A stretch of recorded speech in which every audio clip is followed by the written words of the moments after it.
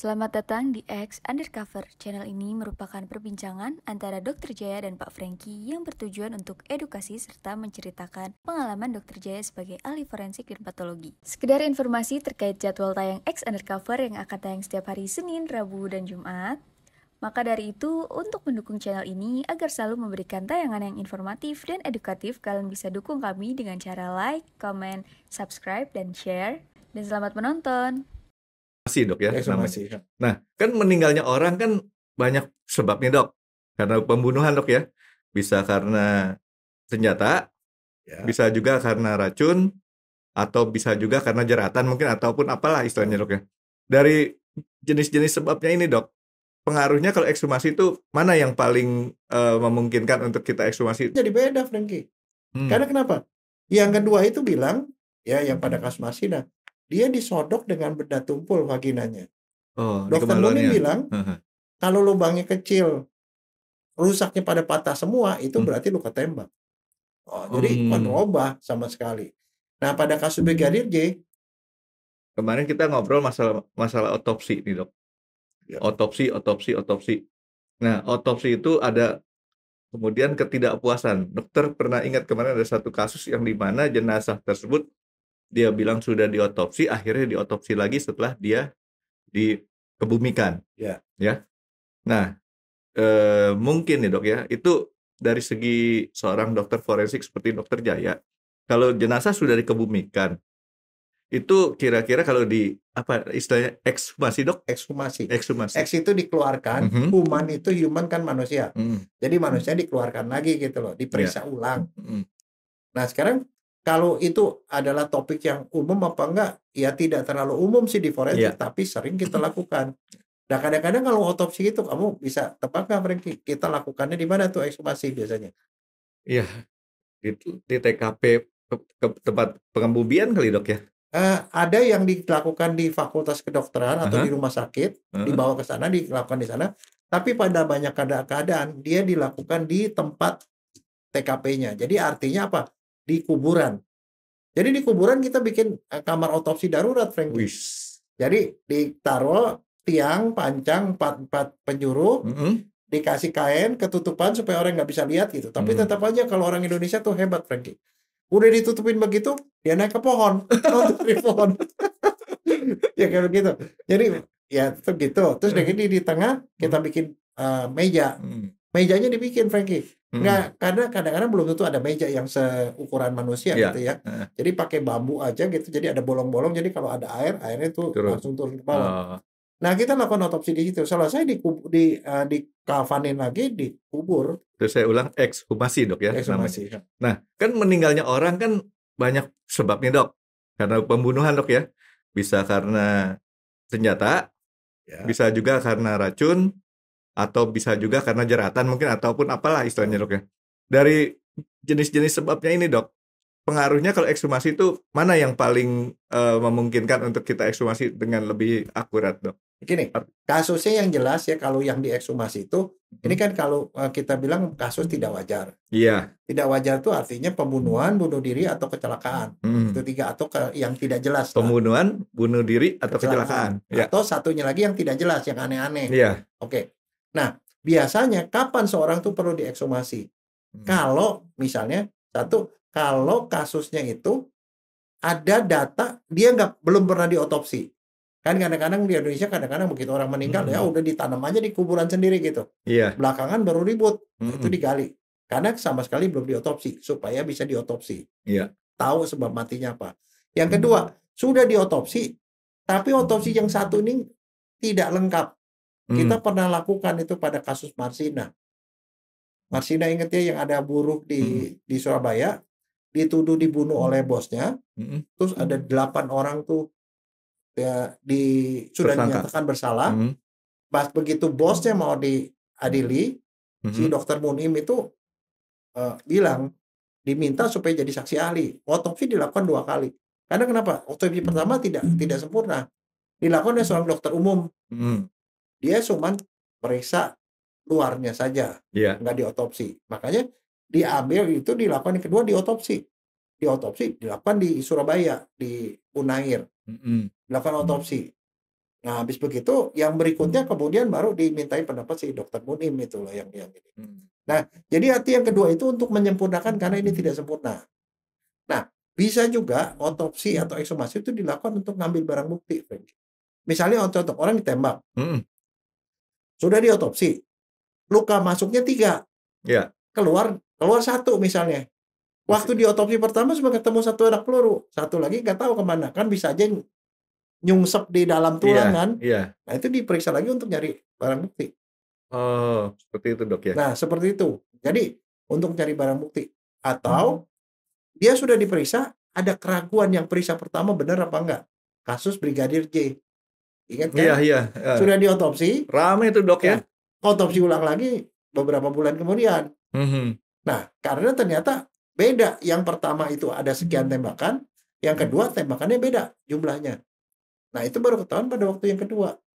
Nah, atau bisa juga ini sudah oke, tapi ada informasi lain. Orang ini dibunuh, misalnya dijerat.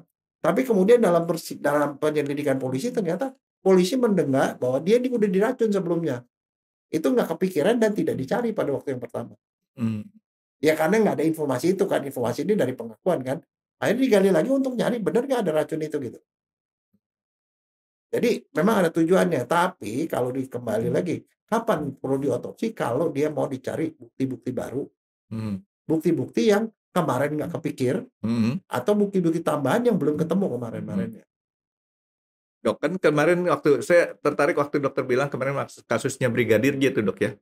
Jadi itu kan otopsi 2 kali gitu dok ya. Itu dia punya artinya akurasinya itu boleh dibilang sama atau ada penurunan kalau ada ini. Akurasi tergantung. Yang pertama yang periksa siapa. Misalnya kalau pada kasus, jadi bukan karena waktu nih dok ya.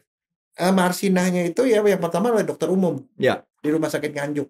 Yang kedua sama dokter forensik di Surabaya. Dokter Munim. Oh bukan, dokter forensik. Profesor di forensik di Surabaya. Yang terakhir dokter Munim dia bilang, saya nggak mau otopsi lagi, saya menafsirkan aja apa yang ada di sini. Oh, dia tinggal istilahnya. Tapi kesimpulannya jadi beda, Frankie. Karena kenapa? Yang kedua itu bilang, ya yang pada kasus Marsina, dia disodok dengan benda tumpul vaginanya. Dokter Munim bilang, kalau lubangnya kecil, rusaknya pada patah semua, itu berarti luka tembak. Jadi berubah sama sekali. Nah, pada kasus Brigadir J, ini diperiksa sama dokter forensik. Kemudian yang kedua kali diperiksa lagi sama dokter forensik, tapi nggak 1. Dokter forensik ada 3 atau 4 orang. Oh iya, dibentuk tim tempoh ya. Dibentuk tim. Nah, dari situ ternyata beda. Yang ini ketemunya sekian luka tembak, yang ini sekian luka tembak. Jadi disempurnakan sama yang terakhir itu ya dok ya. Nah, itu jadi seperti itu. Nah, sekarang itu jadi tergantung dari siapa yang periksa. Kalau dokter umum periksa ini jadi dokter spesialis, pasti ini lebih bagus dong hasilnya. Kalau ini 1 ini jadi banyak, mungkin lebih bagus, lebih netral. Dan satu lagi, waktu pengaruh. Ada beberapa kasus yang kalau diperiksa sudah sekian bulan bahkan sekian tahun sekalipun tidak ada pengaruh. Artinya masih bisa ketemu buktinya. Tapi ada juga yang nggak ketemu. Misalnya contoh, seandainya kita mengandai-andai ada orang diracun sama arsen. 7 tahun kemudian di ekshumasi. Ini nggak ketemu karena nggak kepikiran. Arsen itu kalau masuk ke badan disimpannya di tulang, di tulang dan di rambut. Artinya dia mengendap di situ dok ya? Iya. Deposit di situ. Oke. Jadi kalau diotopsi 7 tahun kemudian pun selama masih ada tulang, selama masih ada rambut diperiksa, ketahuan dia diracun. Sama si arsen tadi. Karena gitu. Nah, saya pernah ada satu hal yang menarik. Jadi waktu itu ya pengaruh. Tapi kalau misalnya contoh ada orang dianiaya, dikebukin, pada memar semua, otaknya berdarah, tapi tulangnya nggak patah.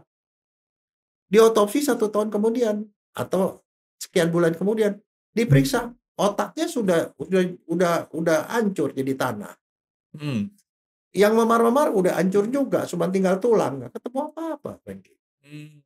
Waktu kan pengaruh. Iya. Nah sekarang saya ada orang ada luka, masih baru nih meninggal, kan ketahuan lukanya. Tapi kalau udah busuk, udah belenjek, apalagi kalau udah dimakanin sama belatung segala macam, hilang. Nah makanya maknanya setiap otopsi itu nggak selalu diotopsi kemudian itu masih bisa ketahuan. Nah, saya pun punya pengalaman. Karena fokusnya beda, itu bisa jadi beda. Ada orang diduga ya, minum Baygon. Iya. Sama dokter, itu disuruh otopsi. Yang otopsi dokter umum. Nah, kan dokter umum dia bilang masuk minum Baygon, masuk ke lambung. Iya. Lambungnya dia otopsinya bukan otopsi sih, Frankie. Dibuka kepalanya nggak dikeluarin otaknya. Cuma dilihat doang, ditengok gitu. Dia punya otak apa enggak gitu ya. Jadi nggak dikeluarin, nggak dipotong, nggak diapain. Lambung dia bilang masuk ke lambung. Jadi lambungnya aja diambil, dikirim ke laboratorium. Ada Baygon nggak? Dia lupa bahwa orang ini sudah dibilas lambungnya waktu di UGD. Masuk UGD kan, itu kan dibilas kan. Iya. Susu dikeluarin, susu. Untuk mengeluarkan si racun tadi. Nah, jadi dia cuma ngambil itu doang sampelnya. Begitu diperiksa hasilnya negatif. Baygonnya padahal udah dikasih obat anti Baygon. Akibatnya ribut lah. 6 bulan kemudian saya dipanggil ke sana, ke Kalimantan, untuk otopsi. Yang saya lakukan apa? Saya bilang saya tidak tahu kemungkinannya seperti apa. Begitu saya buka otopsi, ternyata saya baru tahu ternyata organnya masih di tempat semula. Tapi lambungnya hilang. Nggak ada. Tapi kan masih ada usus halus. Usus halusnya saya buka, ada Baygon. Di usus besarnya ada Baygon, ada cairan berbentuk minyak, bau minyak tanah. Saya kirim ternyata Baygon. Kasus selesai. Jadi memang mati karena Baygon ya? Nah, tadinya dokter UGD-nya mau digugat, Frankie. Gara-gara orang nggak mati karena Baygon, dibilang kok disuntik anti Baygon. Oh alah, kesian juga ya. Nah, kebayang nggak 6 bulan itu masih bisa ketemu, Frankie. Jadi nggak semua kasus bisa ketemu. Saya periksa jenazah 55 tahun setelah dia meninggal. Saya bilang, ini ditembak nih, kenapa masih ada lubangnya? Kenanya tulang. Kalau lubangnya kenanya ke tenggorokan, kemana yang lunak-lunak udah nggak ada, ya nggak ada dong. Jadi artinya kalau ekshumasi ini tidak menjamin bahwa hasilnya itu menjadi lebih baik ya dok ya? Enggak. Nah, tadi kan dokter bilang masalah si racun arsenik, dia bisa ada bekasnya dok, yang bisa menempel cukup lama dok ya. Nah, kan ada satu racun lagi dok, yang dokter pernah racun ngasih tahu. Besar ya, 2 besar. Iya, 2 besar itu kan. Katanya orang kalau dikasih arsenik mati, dikasih sianida mati, tapi kalau dikasih sianida katanya nggak mati dok. Sianida itu gimana dok? Kira-kira apa ya penjelasan dan topik yang akan dibahas oleh Dr. Jaya di video selanjutnya? Stay tune di RX Undercover, karena akan ada video baru setiap hari Senin, Rabu, dan Jumat. Terima kasih sudah menonton.